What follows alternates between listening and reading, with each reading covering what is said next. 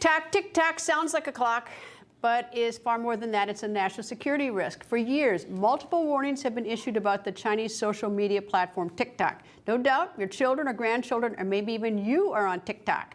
But is that wise? Well, probably not. A bipartisan group of officials are raising a red flag, a communist red flag. The list includes FBI Director Christopher Wray, Republican Senator Marco Rubio, Democratic Senator Mark Warner, FCC Commissioner Brendan Carr, and former President Trump. They all agree TikTok is bad news. Those officials are not alone. We can now add Treasury Secretary Janet Yellen to the list. Today, while speaking at a summit in New York, Secretary Yellen said she believes that there are, quote, legitimate national security concerns related to TikTok. There are reports that TikTok allows its engineers and the Chinese Communist Party to access the private data of American users. So officials here in Washington on both sides of the aisle are talking about the dangers of TikTok. But are they doing anything about it? Nope, not yet, just talking. Big difference between talking and doing. Well, South Dakota Republican Governor Kristi Noem joins me. Governor, nice to see you. And before I point out the fact that you're doing something, happy birthday. And turning 30 is not so bad. You'll get used to it. You'll get used to 30, so don't worry about it. So now let me turn to TikTok. You're doing something in your state. Tell me what you're doing and why. Oh, Greta, that's why you're my favorite. So if we could all go back to 30, right? Actually, no, I don't think I'd go back to 30, but anyways, yes, we are. I signed an executive order that bans the TikTok application on all state devices, networks, phones, computers. Our state employees will no longer be allowed to access it because of national security concerns. We know for years that China has an agenda, that they are an enemy of the United States of America, that they've manipulated their currency, stolen our IP, built up their military. They are a threat to us, and they are using the TikTok application and manipulating their algorithms to collect data on our citizens and use it against us. So the state of South Dakota took aggressive action.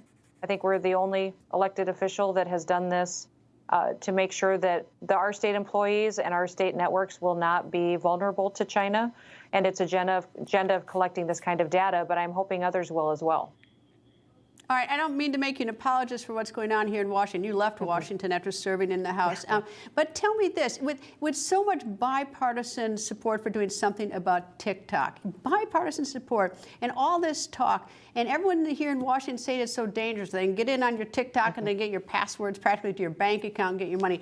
Why isn't Washington doing something about it if they really believe it's a national security problem?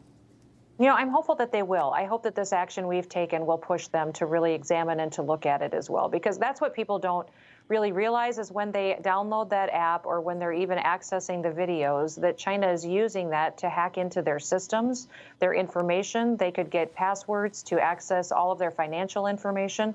Me, as a state, the state of South Dakota has incredible amounts of personal information in our agencies, our Department of Health, Department of Social Services, Human Services, working with casework. It all is extremely vulnerable to attacks every single month. I get thousands and thousands of hacking attempts, but the most aggressive is China, and we're not going to allow them to continue to use this application to get access to folks here in South Dakota. So I hope Congress will do something. In my press release and in our conversations, we've been urging them to take action. We do have a lot of people that talk about it, but it's time that we started protecting America and making sure that we don't allow China to gather this kind of information. Well, I'm obviously very critical of Congress tonight, not moving quickly on things that they say is a problem. All right, let me just ask you one other quick question, because you were in Congress, as I noted. Hakeem Jeffries is going to be the minority leader, Democrat. You served with him. Did you have an opportunity to get to know him? Any thoughts about him? He's going to be on the other side of the aisle, obviously, than you were. But do you know anything about any thoughts about him? You know, I don't know him very well. We never really interacted. I worked, but when I was in Congress, I was in the House, and South Dakota gets one member of the House. So I built coalitions with people across the aisle, worked with Republicans and Democrats on different policies, worked on human trafficking, national security bills. I was on the Armed Services Committee. So I worked with a lot of different people in the Democratic Party, but I didn't have the chance to work closely with him. I'm hoping he'll be different. I'm hoping that he has a chance here to get away from the extremism, the socialism of the Democratic Party, but that's not really his story and his background. And I think that his leadership will determine really what that party does. They've really wrapped their arms around socialism and are trying to change America, and we've got to continue to push back. Am I unfair to the Republicans and Democrats in Congress about not getting things done? I mean, is that sort of unfair? Because I mean, are you sympathetic to them a little bit because it's a sort of a monster? It's so no, big. Greta. No, I'm not sympathetic at all. Those guys have the ability every single day to go to the floor and to change and to fix America, and they don't. So I'm extremely critical. I was there for 4 terms. I had the chance to work on tax reform for 2.5 years. When we signed tax reform, I knew that I would have more ability to fight for America and fight for my state as governor. Governors are CEOs. We get the chance every single day to make a difference. And when I was in Congress, I had so many people that didn't want to do anything. They wanted the status quo, that it was frustrating for me. So they can go to the floor, and senators have incredible power. House of Representatives, congressmen do as well. They need to build coalitions and then make sure that they're getting the public behind them in every action that they take.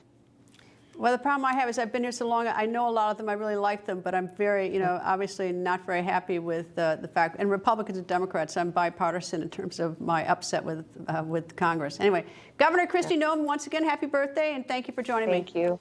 Thank you so much, Greta. You have a wonderful night.